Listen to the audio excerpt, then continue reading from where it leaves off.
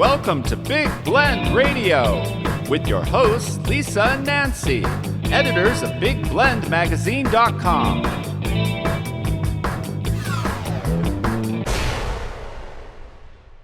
Welcome to Big Blend Radio with Nancy Reed and Lisa Smith, the mother-daughter travel team and publishers of Big Blend Radio and TV Magazine and Parks and Travel Magazine. You can see them both on BigBlendMagazines.com, and you can follow us on our adventures. Go to LoveYourParksTour.com. Today we're going to be chatting with author and journalist Cheryl Stritzel McCarthy, and she's joining us to talk about her memoir. It's called Many Hands Make Light Work. Very excited. It is out now, and you can go to her website, CherylStritzelMcCarthy.com, or you can get it on Amazon. You can get it through She Writes Press, the publisher. But it's really a really cool story about growing up in the 60s and 70s and being a big family, a family of 9, growing up in the Midwest in a college town and having parents that say you're going to be productive and getting them to be productive. So very excited to have you on the show, Cheryl. Welcome. Thank you, Lisa. Thank you, Nancy. Hey, cool. It's good to have you here. So tell us a little bit about what led you to write a memoir. You're a journalist. Your stories and articles are in newspapers all across the country. What was it you said, okay, now I'm going to get into the world of memoir? You know, the family I grew up in was not so unusual in the 60s and 70s, but as time passed, it has become more and more unusual. And so it was a story that became more and more intriguing and fascinating, and I decided to write it. Because this is interesting, because Nancy, you raised me as, get to work, do things. And I was the only child, though, but this was 9 kids in a household.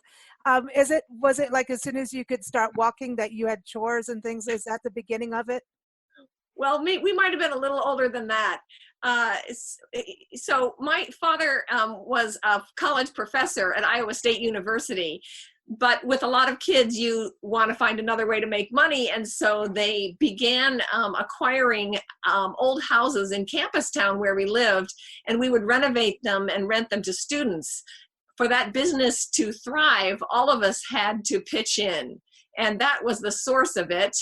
And so a lot of good things came from that necessity. Mm-hmm. Exactly. Yeah. Nancy, did it sound familiar?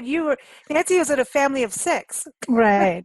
Yeah, and I think there's always the money thing, but there's also, if you keep kids busy, they stay out of trouble.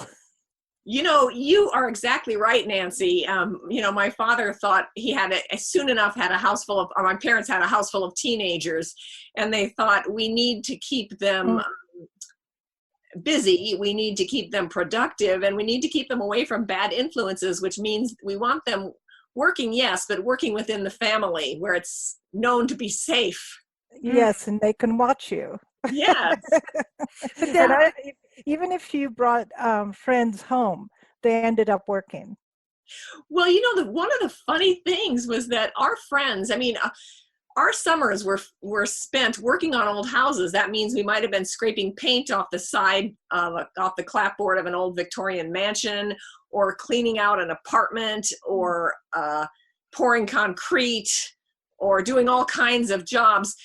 And while our friends were riding bikes and around and lazing at the pool, and our friends actually were envious of us and wanted to join in, which we thought was kind of funny. We seemed to always have a lot of fun together, and friends wanted to come and work with us. Yeah, and music was a big part of it, right? Singing and it just seems throughout all the chapters, even some of them are titled after songs. So yeah, music is a big part. Is it still a part of your life now? Yeah, it is still a big part of our lives. We had so many kids working on it. So Dad would be teaching at the university even in the summer, and Mom would generally be home running a very complicated household. So that meant the 9 of us kids were on the job together, and we would be doing this demo and construction work on these old houses in Campus Town in Ames, Iowa. And it was the 60s and it was the 70s, and teenagers like to play guitar and sing, and we all like to harmonize, and we sang all kinds of songs, and it really made the workday go faster, and we got pretty good at it too, but it really made it a lot more fun. Do you think that helped you get along better? I mean, 9 kids. I mean, Nancy, you've told me all kinds of crazy stories with your Yes. upbringing, with having being 6 kids. But do you think music helps? Harmonizing, right? Getting together and working together. That it helped in that way. Yeah, we kind of liked, as we got better at it, we kind of felt proud of our singing, and actually proud of the jobs we could learn to do too. I mean, we got to be pretty good at painting and renovation, and as I said, pouring concrete and taking care of landscaping. We got to be good at all that, and it became a source of pride. Mm. Yeah, What do you- gardening was big in our family. We all had a section of the garden that we had to take care of, and we all had our own dog. Yeah, that's right.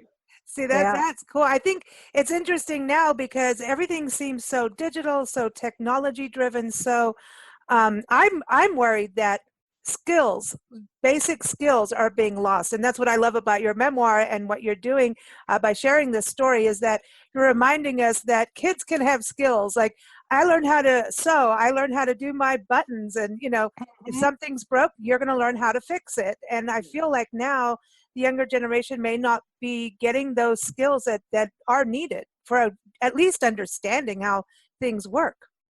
Yeah, we did get a big understanding of how things worked. And, the other thing was that our parents, and possibly other parents of that era, had the attitude that we could do it. And they believed in us so thoroughly and left us really to get on with the job. I mean, they trained us in the beginning, and then they let us do it. So we just got that idea that we were capable. I mean, they just made us feel like we were going to be successful, and that attitude carries on to other things. Nice. I like that responsibility. If you take ownership of something that you've created or done or worked on. Did that help you go through college, getting into journalism? Journalism, Nancy and I know about this, that you live on deadlines, and you can't be a baby about it. You got to do it. So having that sense of responsibility, did that help you in your career today as a journalist? Yeah, yes, I definitely think it did. I mean, just the feeling that it doesn't matter whether you feel like doing it or not. It doesn't matter that if you have all the information or not.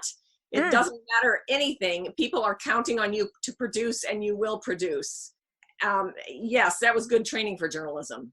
That's interesting. It's the truth, right? The truth's supposed to be paramount, and like, if you can't get all the things, you use all these words that are like, well, it's possible that,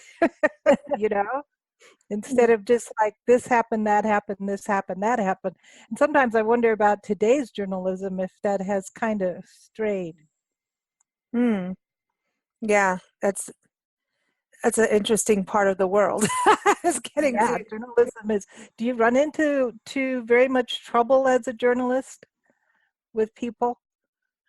Well, really, it's just a matter of, I mean, when I'm doing an interview, I feel like it's my job to ask the right questions and to get to the heart of the story, no matter what obstacles are in the way. That's part of the fun of it. I mean, the most fun in journalism is talking to people and gathering the information. The hard part is writing the story afterwards and organizing it and being concise and precise. But as a journalist, it's my job to get to the heart of the story, wherever it is, however it is.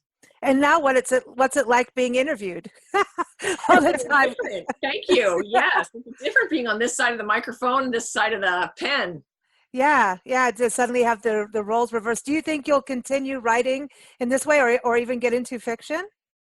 I'm not going to write fiction, because I've just spent so many years being a journalist, and as a reader, that's one reason. And also as a reader, I just much prefer real life stories, biography, memoir. And so I'm going to continue writing that kind of thing. I write a lot of lifestyle features for newspapers in how-to. In other words, I interview experts and put them together with interesting stories and write some how-to features. And my next book will be about that. It will be about how to get along with in-laws, both older than you and younger than you. because I have some experience now on both sides, and it's a fascinating topic. And I think everybody wants to be successful at that relationship. So that's my next book. See, I like this where it's reality based. That the memoir, I think, is a very powerful learning tool. Did you think about that with this, coming out, that people can really learn to work together as a team, families unite, that kind of unity? Do you think like it's a tool, like a learning tool for youth and for parents even? Yeah. Yeah, get it out there. Get people to have that responsibility. I think it needs to go to colleges. I like that idea.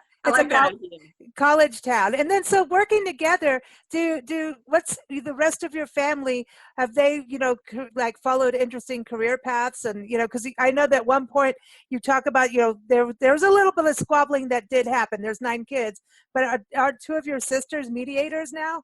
Yes, and that's funny because people ask, well, how did you resolve arguments? And like any kids, I mean, at one point, an argument devolved into a wrestling match between 2 of my sisters.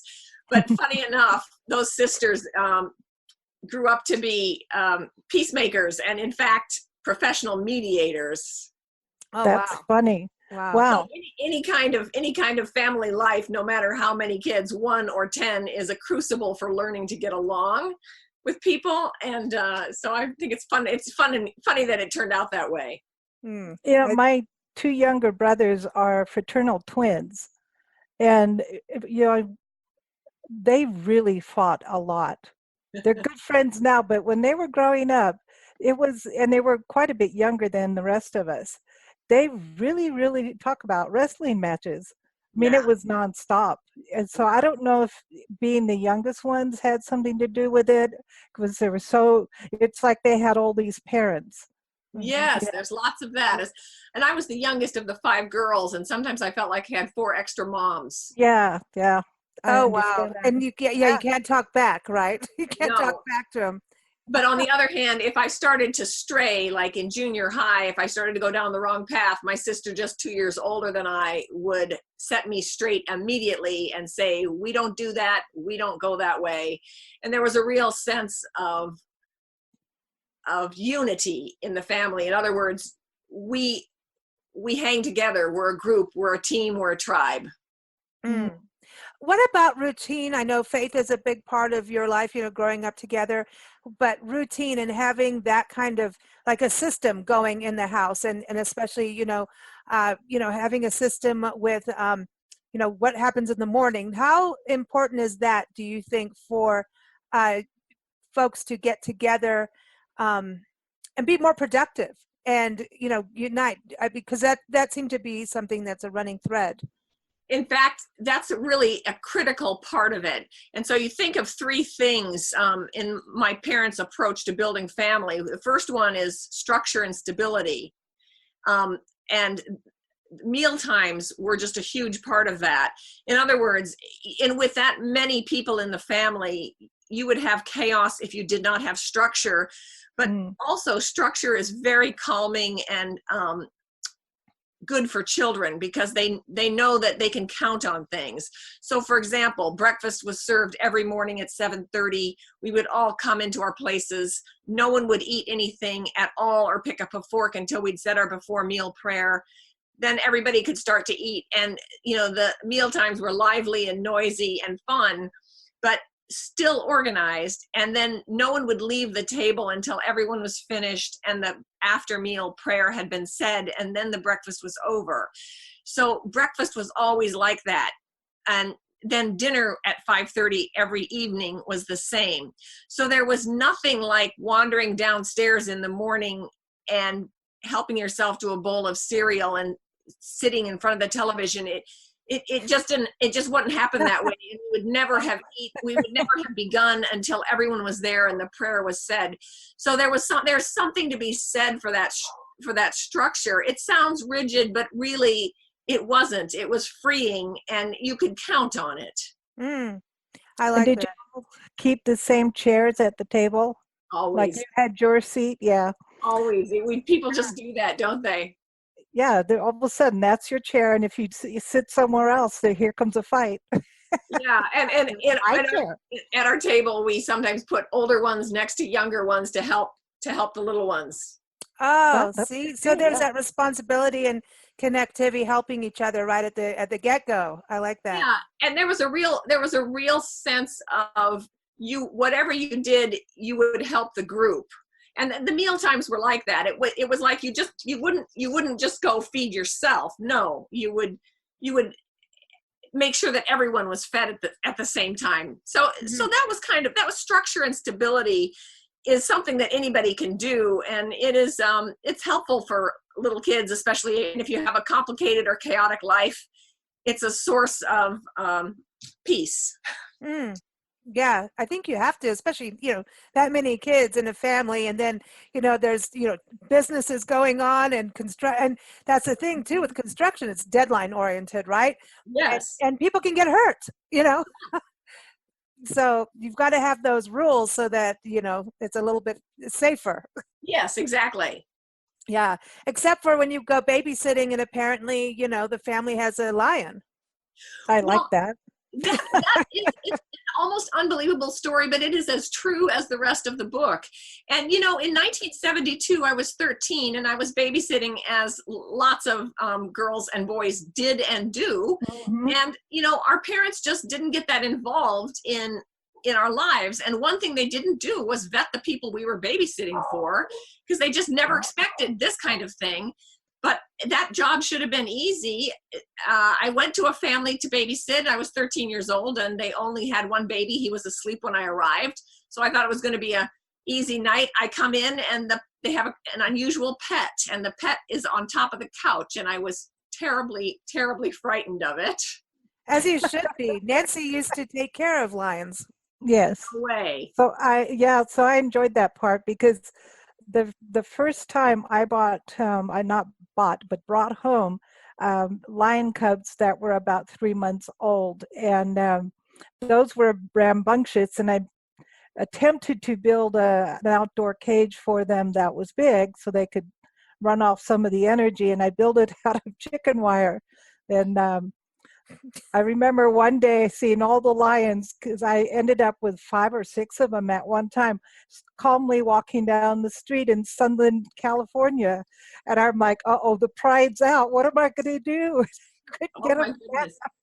I have to just say that she did not own them as pets. These were, she was helping raise them for Tippi Hedren, who, Right. the actress. Yeah. So Yeah. not only was there birds, there were lions, and all the animals Yeah. kept getting sick. It wasn't really a positive thing, but No. yeah. But it's scary at times, because they do just, like, all of a sudden they look at you like, well, that's a moving toy. Let me jump on it. And I remember one attacking me from behind and clawing my sides and biting my back until I could get him off. So I understand the uh-oh. That I never went back to that babysitting job, but you're exactly right. I mean, at one point the baby woke up and I had to fix his bottle, so I had to turn my back to the lion, who was loose in their living room. I mean, this is just unbelievable. And even at the That's time, crazy. I thought, are you kidding me? But I had to open the fridge to get the milk and pour it. And as I was pouring milk into the bottle, that lion sprang, and he snapped at my back. But I arched away, and he tore a hole in my sweatshirt. That's funny. So it was quite a night. And that's chapter 23 in Many Hands Make Light Work. Yeah. But it was a long and terrible night, but it's a fascinating story now. And it is funny now, but I can understand, because it is, you can't turn your back. You really can't. That's in life. You shouldn't ever turn your back on anything. Yeah, that night I turned that back on the lion, on my back on the lion, to pour that milk for the baby, and oh man, that was a mistake. Yep. Yeah, but you followed through. Now you think about, when you're talking about at the table, everybody has their chair, and you have, like, everybody's quiet. There's prayer time, then conversation. It doesn't sound like if your family was to be in the same situation today, what would happen with cell phones? And, like, if you had cell phones at that time and you're babysitting, would you have tried to go, okay, that's it, someone needs to come take over? I mean, because it's interesting about, the two different eras, but at the same time, you stuck with your job even though you were terrified. I was terrified, and it never occurred to me not to finish the job.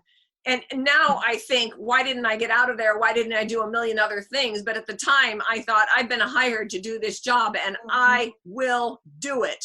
Mm-hmm.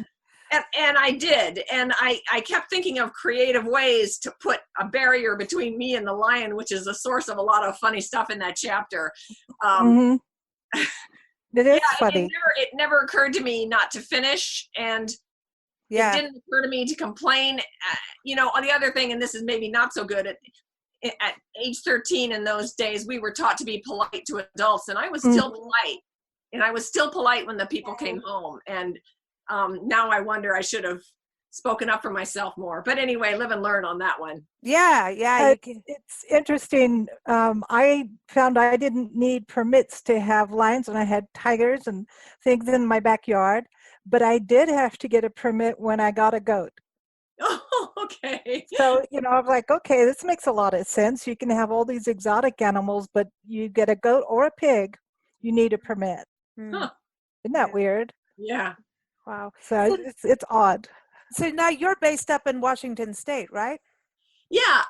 We live in Bellingham, which is a city of 90,000 people, halfway between Seattle and Vancouver, right on the West Coast, right on the water. What is that like, going from living in the Midwest? Because I always thought, maybe there's that, we haven't been through the Midwest yet. We're getting there. It's coming real close. Okay. But I've always had this, image of just this viewpoint of, Midwestern family. It's kind of like these traditional values, just kind of what you've described in your life story and or growing up. And so I was wondering if that, when you moved to Washington, was that a big change? Yes, it was a cultural change. And my husband and I have moved quite a bit, a couple times overseas during our married life. And even so, moving from the Midwest to the West Coast is definitely a cultural change. It's part of what makes life interesting too. I get to know people who are different than I, and our close friends now are really different values sometimes than what we had in the Midwest. But we like it, we love it, and we're staying there. So Yay, cool. Yeah. It's a nice area. And your family was also very open in regards to who you were friends with in different backgrounds. Yeah, actually. So think about this. Growing up in Many Hands Make Light Work, growing up in that family, there were 9 kids in a big old house. But since we lived so close to campus, we also took college student boarders into our home to live with us. And so that we had people living with us from across the country and across the globe, lots of very different cultures, lots of very different religions. And this, again, think of it in the 70s, that was a different time. But we had living with us like Muslim students, Buddhist students, we had students from South Africa and Hong Kong, Taiwan, lots of different cultures. And, it never occurred to us to treat them differently. And everybody who came to live with us, we just sort of thought they would be like our brothers and sisters. And really, our college students always felt that and responded in kind.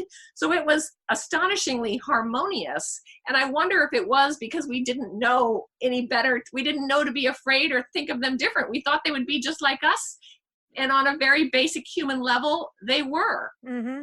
That's interesting. And having the different religious backgrounds, because your family's Catholic, and here's a Buddhist, and here's a Muslim. We lived when we lived in Kenya, we lived with a Muslim family, and we've done a lot of interviews on that, and in regards to that, you can't just blanket one type of people and go, this is that, because it's not true. And so when we end up in conversations where people think, oh, be scared of Muslim people. We're like, what are you talking about? Right. I understand. You've got some radical crazies, and you have radical crazies and of every color, every skin, kind. background, so it's such a good background to have that immersion and to live together. That's really, I think, important. That was it. Beyond. Yeah.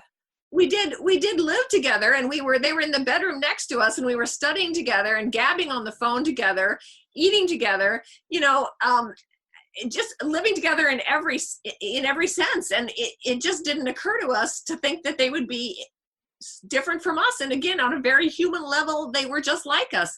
Even during Ramadan, when I told you we always ate at 5:30 sharp every night, except when we had a Muslim student living with us, my mother would keep her dinner aside so that she could eat after sundown during Ramadan. And, we didn't think anything about that. We thought, well, that's not too different from a Catholic Lent season. Right. I mean, these are seasons of learning self-discipline and restraint, and we understood it. It was just never any big deal. And I think part of it, when we had college students living with us in our home for nearly 30 years, and we never had any theft, and we never locked our doors. Wow. Mm-hmm. I don't know if you can do the non-locking of doors anymore. I don't know. I don't know about that, but think about that. We had no theft in nearly 30 years. That's amazing. Yeah, That's amazing. It was amazing. Yeah, because Nancy, we lived in South Africa, and she had a magazine there, and it was like my last year of high school. Suddenly, all my friends were living with us. So it's like, I think it's kind of happened throughout the years. It just kind of, hey, we've got an extra room here. Sure, you can stay here, and whatever. If there's a time of need with a friend or a family, family friend, and nothing really bad happened. It was like, and you kind of all work together on things. Even somebody who's making dinner tonight. That kind of thing. It was that was cool. I remember even remember Derek, Nancy taught me Afrikaans better than what I was getting in school. Absolutely. Yeah. Yeah. It's funny, when my dad passed away, I flew my mom out to Kenya to stay with us for a while. And she really, I have to say, after having such a big family and having to be flexible, she found going to a different country totally crazy for her. She couldn't get past certain things in that country. She did end up living in Mexico and seemed to handle that. But in Kenya, like the bread, when you bought bread, it wasn't wrapped, and she just could not handle the idea that the bread wasn't wrapped. So they were all of a sudden, no, I'm not eating that. I'm not eating that. I can't eat that out of there. I was like, boy, you better go home because I don't know what to feed you. That's because of not having that connection, those cultural immersion. Where did you live when you said you lived overseas? Oh, we lived in London twice. Okay, yeah, we lived in England too for a little bit. Yeah, and that's a culture shock. It is. That was fun. And surprisingly, and it was a lot of fun, and that was the cultural shock. Most of the time was a lot of fun. Once in a while, it was difficult, but mostly it was just the source of a lot of laughs. Mm-hmm. Exactly, and the language is different. It's it is different, but I think again, like traveling and having that connection with different youth and living together. I think that is just I wish more of that happened, and I think as college is changing, a lot is being done online. I kind of feel like you kind of miss that immersion, and that's the one place. If kids go to college, they're starting to, connect with people from around the world in a way. It's kind of like a mini world when you go to college. It is. Mm-hmm. So I think that's kind of a miss on that part of it. So when you wrote this, when you many hands make light work. I love that. I love that saying, because I think also we've become very solo in what we do. That as a writer, we become solo. Right. So there's that part, I think, as we have all this technology, do you think that we're missing teamwork these days? Yeah, a little bit. Although I know that software developers absolutely work in teams. Yeah. But interesting. Yeah, there's something about doing chores together and working together with your hands on a task. And the place that we live, I mean, landscaping and houses do need keeping up, and those are tasks that we need to work together on, and those are never going to go away. And yeah, there's something to be gained by that, certainly, by working together. I agree. What did your family think about you doing a memoir and writing about them? Well, they were mostly delighted, but a little bit wary. I say, it's like, what did you put in there? What did you put in there?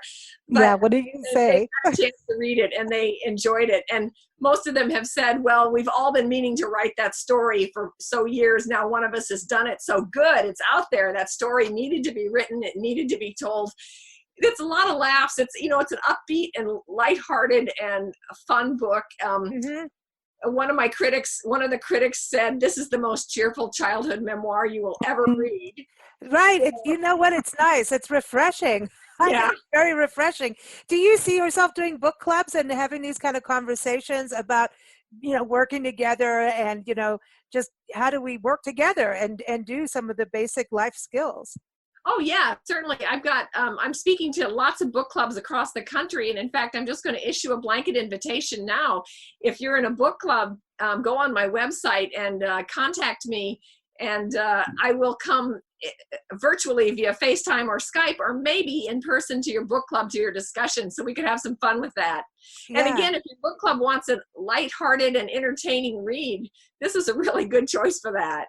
I think everybody in the world of flipping houses should read it. Yeah, another critic said it's part parenting manual, part childhood memoir, and part home improvement manual. So people love that, Yeah, it's kind of fun. Yeah, because I think that is, there's so much, and there's creativity to it. See, that's the other part of it. What led you to become a journalist and get into the world of writing? I think all of us growing up, all of my siblings and I were all such readers. And there's one part in the book where we're scraping wallpaper off this old house and the ceiling falls on us and we all run out and we're all hoping to get the rest of the afternoon off. And as we think of, what we could do with a summer afternoon off, we think, we could lay in the backyard under a fruit tree on a blanket with a book. See, and we were all readers. I mean, that was such a treat for us. And so, working with words was something I have always done. That's awesome. That's awesome. I think trips to the library with when you're a child is exciting, and I think that habit, once that's formed, I mean, we use the library a lot. We never bought books. It was always go to the local library, no matter where we lived.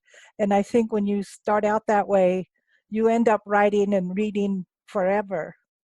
Mm-hmm. Yes, agreed. And when we were quite young, and the trips to the Ames Public Library in Ames, Iowa, were just those were memorable days. And we were always, restraint was on everything else, but at the library, we could get as many books as we wanted. And my mother didn't put a number on it. And I just remember coming out with stacks, and we did read them.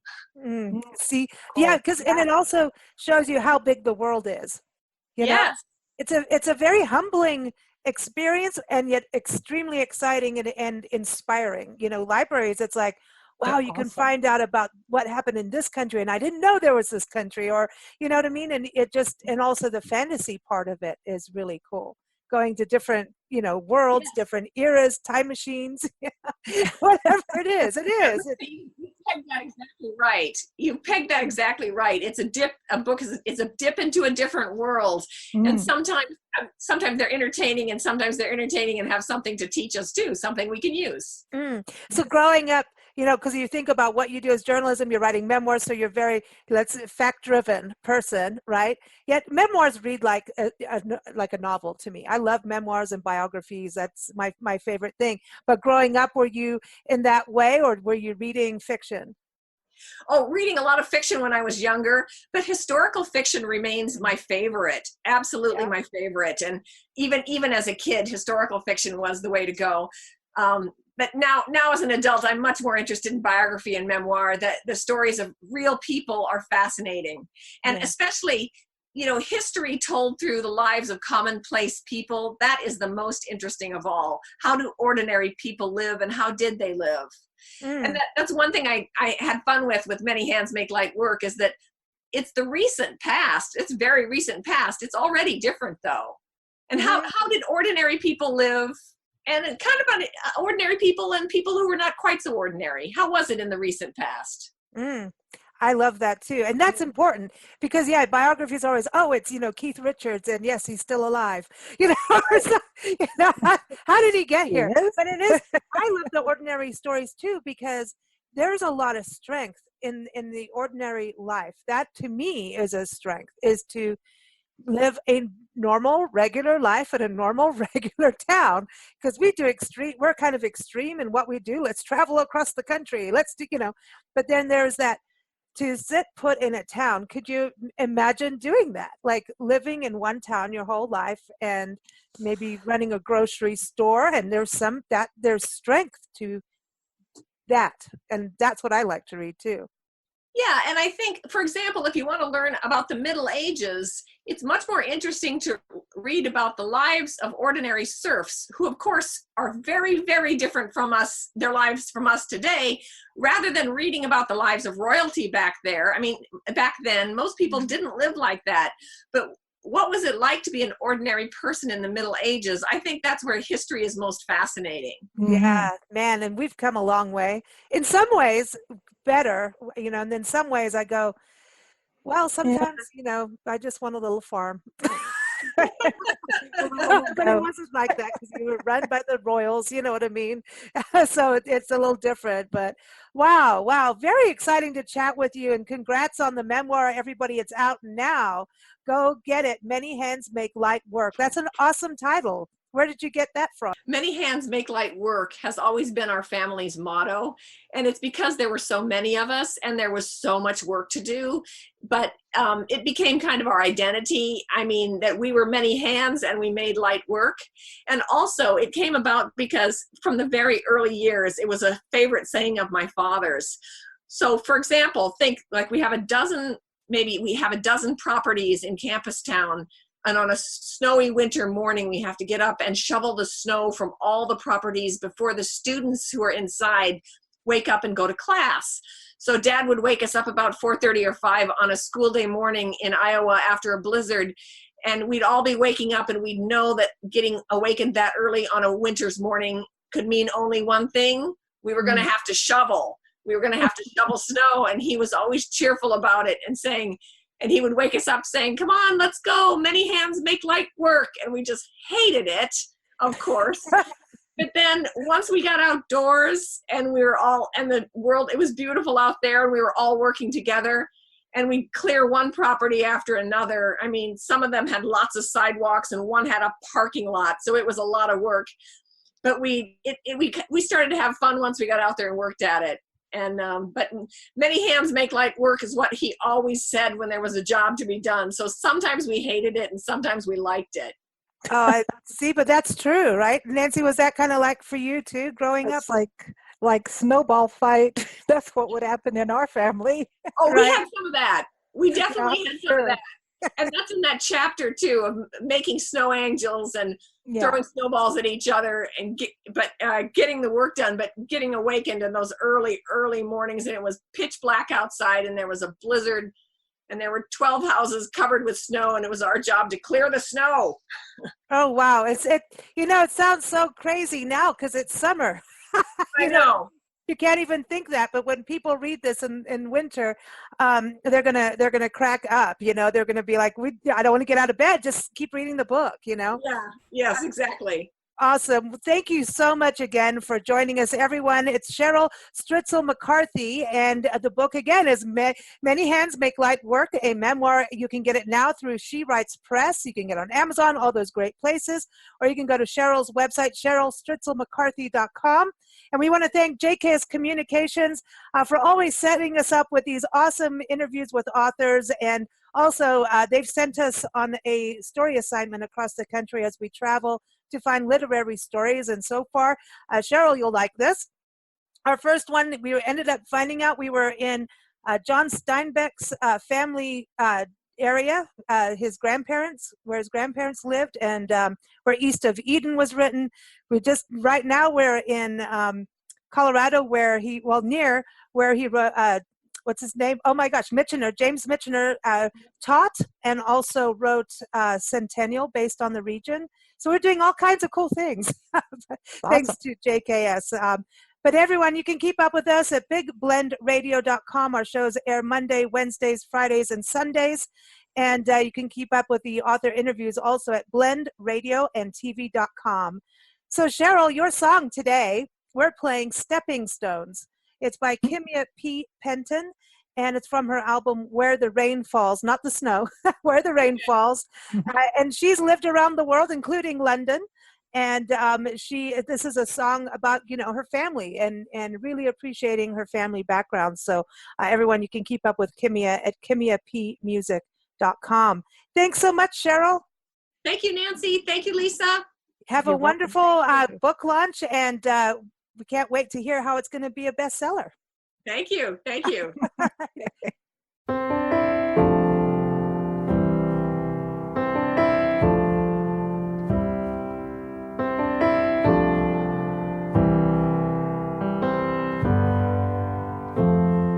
My first steps were a celebration, Mom and Dad watching me grow. With every orbit of the sun, there's much more I got to know. As the seasons changed and I was fully grown, I was molded and made by the love they sowed. Mom and Dad's story didn't always make sense. They came from a different time with different pains. But the courage that I stand on is the example that they gave. My first stepping stones were the lives they led.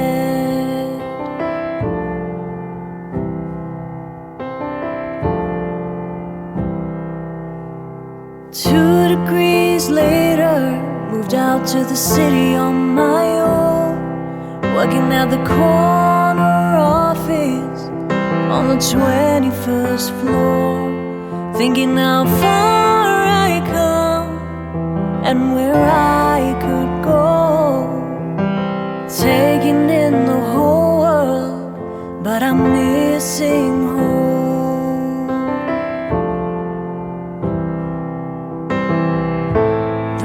I traveled didn't always make sense. I wish for a different time, a better place. If I was building bridges, if I built a fence, Mom and Dad's wisdom was my one defense.